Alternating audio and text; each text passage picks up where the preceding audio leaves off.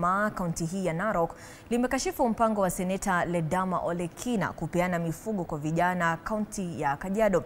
Wakiongozwa na mwenyekiti Ole Nchoe, wazee wamesema kwamba wameshangazwa na mpango huo wa mifugo, kwani Seneta Ledama amekuwa mkimya kwenye kufanya maendeleo katika kaunti ya Narok, lakini yupo tayari kupeana ng'ombe kwa vijana wa kaunti nyingine. Wameeleza kwamba hatua hiyo italeta mgawanyiko miongoni mwa jamii ya Maa, kwani hajawahi kufanya mikutano ya kuinua vijana katika kaunti yake.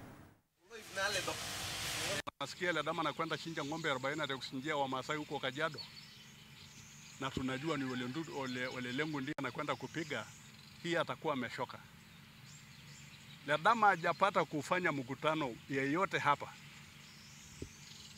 Katika muda hii yote ambaye amekuwa senator, miaka 5 ya kwanza na hizi zingine ambayo tunaendelea naye, hakuna siku hata nusu ya siku ambaye amesimama kufanya mkutano katika area anayoishi ya Eldamat, kaunti inayo ambayo ni yake ya Narok.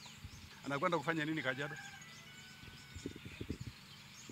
Wanakwenda kugawa wa Maasai na hatutagawanyika, na hatujakuwa kwenda kuwa katika siasa ile. Sisi tunasema katika serikali ya Kenya ambayo ile ambayo inapatikana. Kwa hivyo hii ndio ningetaka kusema kama mwenyekiti wa baraza la wasee katika nchi ya Kenya,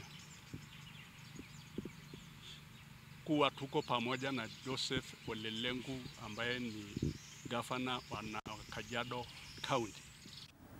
Na katika kaunti ya